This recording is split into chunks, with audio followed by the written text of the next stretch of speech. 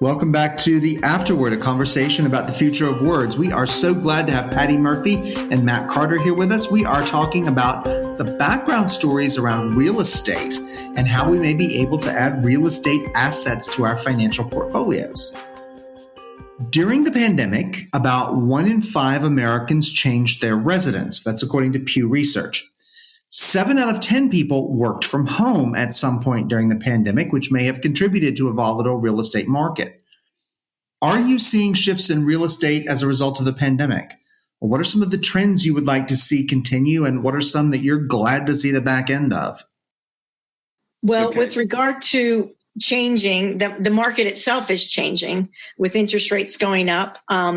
The frenzy that we experienced for 2 years due to low inventory, very low interest rates, and just everyone making that change that you had mentioned. We also had a survey that it was tremendously high percentage, 40 to 50% of people that were selling were moving over 100 miles away. So really changing the demographic of a lot of areas, New York, for instance, and places that are very, very much changing, people coming south, people moving west. So that not only were there those changes, but just the volatility, like you had mentioned, that has calmed down. I don't say cooled, I'd say calmed, particularly on the East Coast. Some things that I am glad to see have gone away with regard to that is people buying way over list price, way over appraisal, making up the difference in cash, really buying above what they should, waiving contingencies such as home inspections and appraisals, and just the rush to decide. I'm very glad we're through with that. It's just waiving those things. I as a buyer's agent did not allow my clients to waive their home inspections. If they wanted to do that so much that they wanted another house, I wouldn't represent them. But I never had that happen because we had some serious conversations. That's not happening now. Home inspections have come back. Closing costs have come back. Contingencies are not being waived. So it's a better place for the industry to be and for our consumers to be purchasing. Do you think that now, you mentioned this in the first episode a little bit, that people are starting to stay maybe within their means or below their means a little bit more than you saw prior to? Yes, definitely. And buyers now have a better, more level playing field. You know, there's not 20 offers on one house and there's not all these escalations. It's because of the interest rate, which is still historically low, I might add. The interest rate, people were just so enamored with 2 and 3%, obviously. Now it's 5, tops of 5. Now it's like we're afraid to buy, but there's still some wonderful opportunities out there. Okay, good word. How about you, Matt? Yeah, Amy, thank you. Holland, thanks for having us back. Patty, it's nice to be with you again. I hope everybody was listening to what she said, because that residential market, that volatility, the unhealthy side of that, I think has changed a little bit. And people made some awful decisions, in my opinion, about on the residential side, operating outside of their means.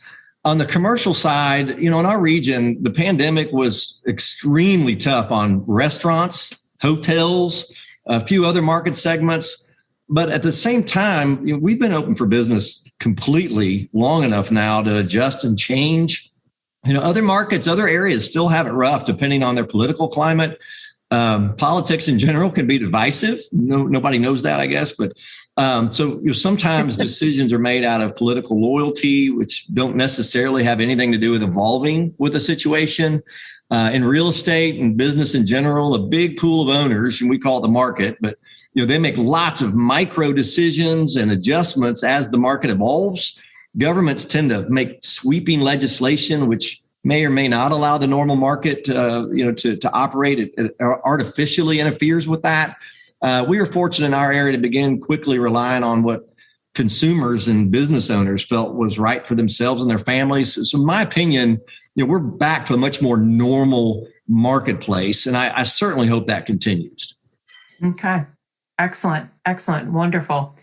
Well, it is interesting. And Patti, I'm really glad you brought up the idea that 5% isn't unheard of. It's not that huge of a interest rate, because there are no crystal balls to financial markets. And many of our listeners, and I know you all can probably identify with the real estate crash in 2008. I mean, that was a huge tailspin. So how can we be responsible? And you alluded to it a little bit too, Matt. How can we be responsible with our investments in real estate and learn from some of the lessons in the past? Maybe, some of the even recent past. Matt, what do you think? Yeah, well, like I was trying to say, I guess we all need to remember that if the federal government gets involved, all bets are off, right? No matter how well a market is doing, when the government artificially interferes with a normal economic force like supply and demand, then we're all going to be affected drastically for good or bad. The market left alone is amazing for being able to make those minor adjustments automatically. So it's more predictable as a whole. The government, its influence is rarely predictable. Buy things within your means. Hold your real estate forever, or use things like 1031 tax exchange to trade from one piece of property into something else, so you don't have to pay the capital gains tax, or let your kids inherit it and get the benefit of that stepped up basis and avoid those taxes. But if you buy things based on, the rent that you might get, but also that value per square foot in a way that you can afford, then really you've learned from 2008. 2008 was because a lot of people did stuff as part of a government program that really didn't work out well in the marketplace when the government didn't step up and pay everybody off, and it affected the whole economy. Just don't buy things based on what today's snapshot looks like.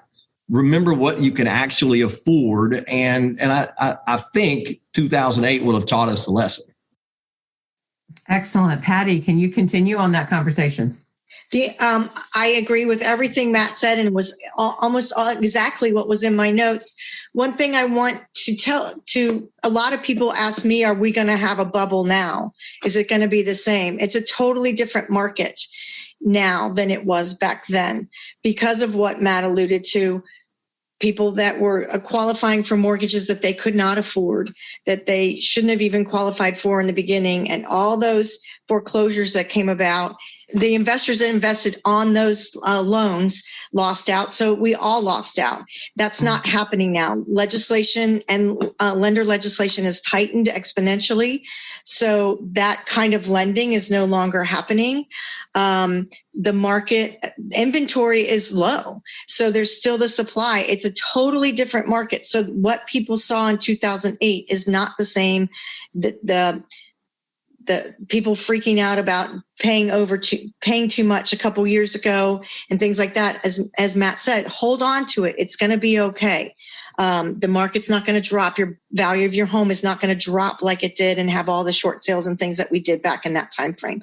So just be smart. Don't overextend yourself, and just do what you're supposed to do with regard to your maintaining your home as well. We talked about being, responsible for our investments. Again, it's maintaining that investment and taking care of it so that it stays lively and stays of market value and things like that. So. Yeah, I think that's a good point. And Matt, you were telling me that you all did quite a bit of work in your commercial building. I always think about that, when Patti, when you said you have to buy your own dishwasher if it's your home, right? Well, that's return on investment. So if I'm putting that into my investment, I'm going to expect the return when I sell it, not that a dishwasher is going to get me $1 million, but if I have an appliance and it's not working and that's part of the house, then that's going to decrease my investment. So if I'm hearing you say, that's one of the lessons too, is maintain what you've invested in. Correct. Amy, real quick, if you don't mind too. Yeah, good. Jump in. The idea, quality of life matters, right? So people can spend money on their quality of life. They might travel or eat out or do other things, but those aren't investments. And so a lot of folks, myself potentially included, we all have the propensity sometimes to want to build a testimony to ourselves. And that's not an investment.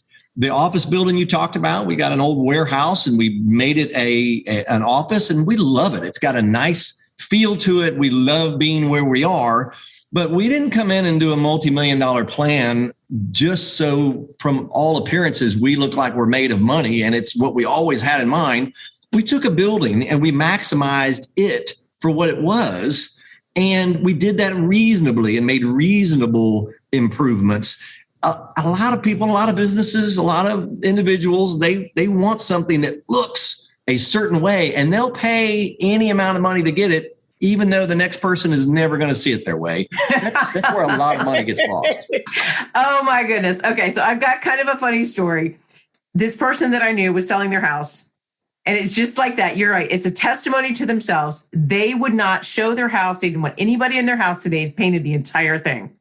Well, the person who bought the house after them, first of all, knocked out half the walls and repainted. So it was so funny, right? You know, I mean, your taste is in your mouth, but I love what you're talking about as far as being responsible, because that's what you're talking about, Matt, that this was a responsible renovation, not necessarily to put, Joyner commercial real estate on the market. It already is on the market. You're taking something that's established as a historical building and being responsible with it. Patti, I love how you're saying, you've got to invest in your investment. What's the word that you guys, that realtors often use, curb appeal? Do they use that anymore? Yeah, they do. Okay. This is probably, it's too late really for me to ask this question, because I put my house on the market. I'm putting my house on the market with a realtor. I didn't even consider the remote possibility of for sale by owner. Did I do right? I mean, what are some of the benefits of having a realtor, whether it's commercial or a residential deal? And maybe what are some of the benefits of attempting to DIY it? What's interesting is people think when they sell their homes or for sale by owners on their own, they're going to make more money and put more money in their pocket. The fact of the matter is, on average, when you decide to be a DIY seller, you're losing on average 26% of what you would have sold, and you're trying to save 5 or 6% by a commission. But on average, it's 26% you lose out on by not using an experienced realtor to get you the right price, negotiate for you, and get you to the table. But it's 26%. And that number doesn't change very much since I've been doing this. So it's remarkable. So saving, 5 or 6% versus 26%. Okay, my jaw is dropping. Those of our listeners on the podcast cannot see it, but I am in awe. That is a huge, huge loss. And there's so many other pitfalls in just going through the process. Like we both have said, we learn every day. And what we're learning is to help our clients better and have by all these stories, learning from other agents, our own experiences, what the pitfalls are so that we don't do that. It's a journey. The whole thing's a journey. And if you think that you can have that, all that knowledge for that one sale, it can be scary. Yeah. Have you had that situation where somebody's done the do it yourself and then they said, Patti? No, I have not. I kind of, I've had one experience where I spoke to a for sale by owner way back in the beginning, and it was enough to taint me for not ever doing it again. Okay. I have had a situation where friends said, we're thinking about doing it ourselves. Sell me on why you should sell it for us. But that was even before they got started. And I actually got the listing. So I guess I did all right. Well, I mean, you dropped that kind of statistic. That's powerful. Mm-hmm. Yeah. What about you, Matt? Why do I need a commercial real estate director? Okay. I would say I've been doing this 25 years, right? You know that professionally, 25 years. When I'm in commercial real estate. I'm not on the home side, but when I buy or sell my own home, I use a residential realtor. Okay. So that should tell you something. When I buy or I sell my own commercial properties, I discuss issues with other commercial professionals in my office, not just myself. I don't rely solely on my own knowledge. I'm a CCIM. I know that doesn't mean a lot to everyone, but it means I have the best real estate education that's available. I'm an SIOR, meaning I can prove that I've been successful in my business financially. I've done well, and I've been doing it 25 years. And if I still lean on professionals, I feel like then I should encourage everyone else to do the same thing. Yeah, I love that. That's, and it's very interesting to me. I don't care what field you're in, education, medicine, real estate. If you are your island, you've missed out on that collaboration. So that's what I'm hearing from both of you, that if I'm doing it myself, I don't have anybody to collaborate with. Right. And that's the big word, is collaboration, for sure. Yeah. But if I have a professional realtor, then I'm getting their network of collaboration. And that's a huge win.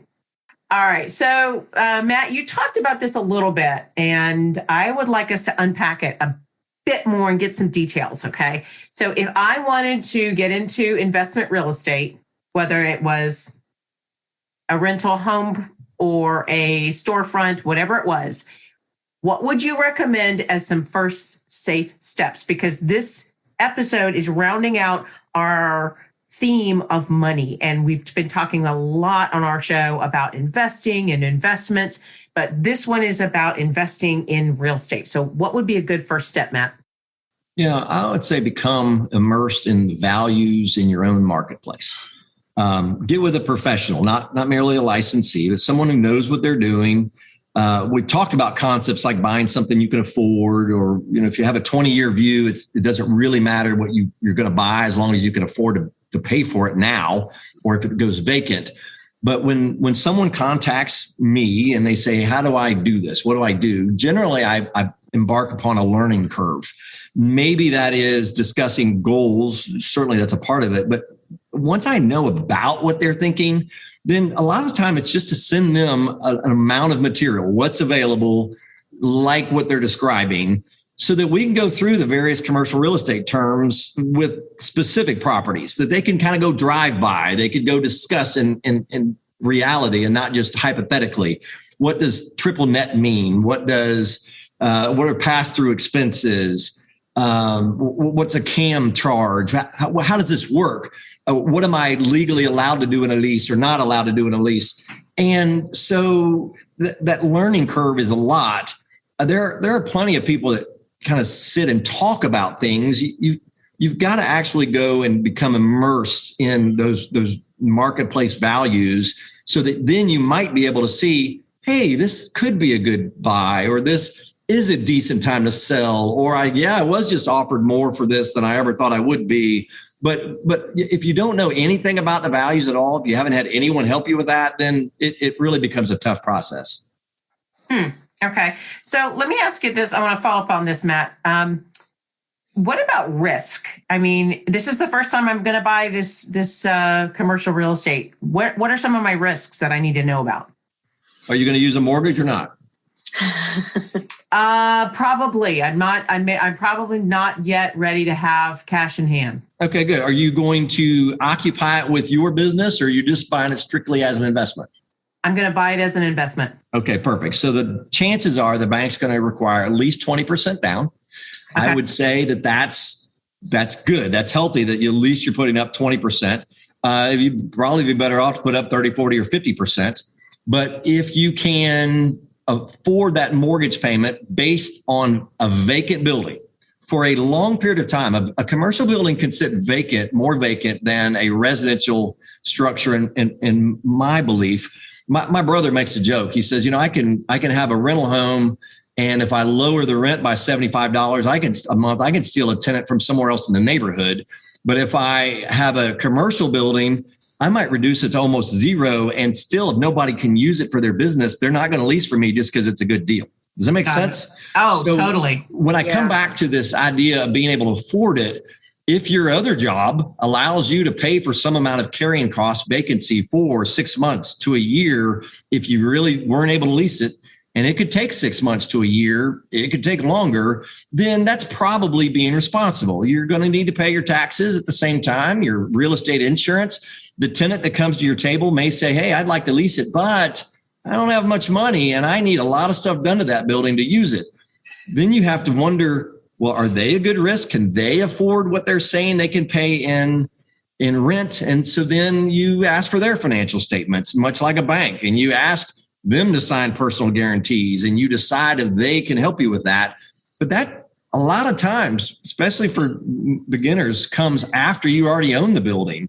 If you find something that's already leased in today's market, you probably have to pay so much for that investment per square foot that if they vacate, that may not be a good investment anymore.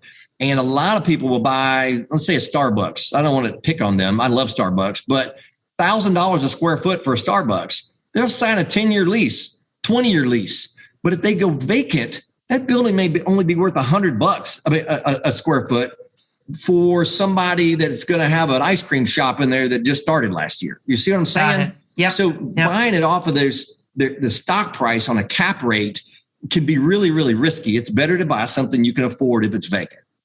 Okay. Great example. Thank you so much. I'm not ready to buy an investment property in commercial yet, but I'll help you. I know where to go. I know where to go. Right. Patty, what can we do to help us with, getting our feet into the toe into the water? From a residential standpoint, for first steps, I too recommend at least 20% down and start small. 3 bedrooms, definitely. 2 baths, definitely. That's generally the standard for rentals. If you're going to use it as a rental property, also get a real lease. Make sure it's a legitimate lease, not something you're making up or putting on a napkin. Make sure you've got a legitimate lease, and make sure you've checked your tenant's credit score, all their financials. I would not recommend renting to somebody's friend just because you know them. Make sure you have all their credential information that you need to make the right decision. And I suggest initially anyway, particularly for somebody that's doing it for the first time, use a property management company to kind of just see how it goes so that you get it for those first steps. So you understand the process. You've got kind of another expert looking out for you, and do it that way. And then when you get more comfortable with it, you can cut ties with them and move and do it on your own. And then, use the proceeds that you're making from them and potentially buy your next, take that next step. But I always suggest at least 20% down in a 3 and a 2. 3 bedrooms, 2 baths. But I really recommend using a property management company initially. That's so smart. That is so smart, because there's so many things that you don't know if you've never done this before. Yep. Okay.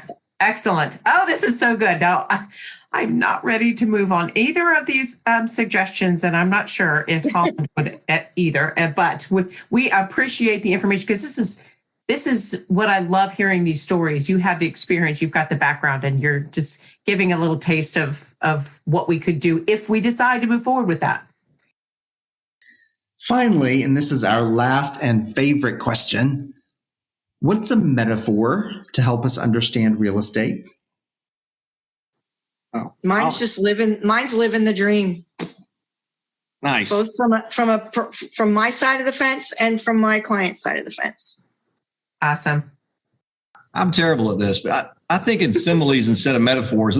There's a lot of sayings out there about real estate, right? A bird in hand is better than 2 in the bush. When you're talking about investments, a short nickel is better than a long dime. Everybody's heard location. There's hundreds of these things. My favorite comparisons actually come out of Ecclesiastes, which is strange, but one of them is that time and chance affect us all, right? That's certainly in investment real estate. But one I like even more is that a live dog is better than a dead lion. For where there is life, there is hope. Our South Carolina license plate actually comes from that, a little bit, a version of that. You're still alive, then you can still improve. You can still do better. Is a deal still alive? Then it may work out. Every good broker has to think that way somewhat. You have to actually have real estate or have a contract to actually benefit from it. Meaning thinking about it, talking about it, discussing it doesn't do anything. If you're taking actual steps forward, then you have hope. 20 years goes by really quickly. If you buy something today and hold on to it, real estate lasts forever. You'll be fine. Wow. You both packed a lot into that metaphor question. That was perfect. Thank you so much. Those are great metaphors. Thank you so much. Patti, where can folks learn more about your work or connect with you or maybe buy a house through you? You can find me on social media, Patti Murphy Homes, on Instagram, LinkedIn, and Facebook. And my website is Patti Murphy Homes as well. I'd love to hear from you.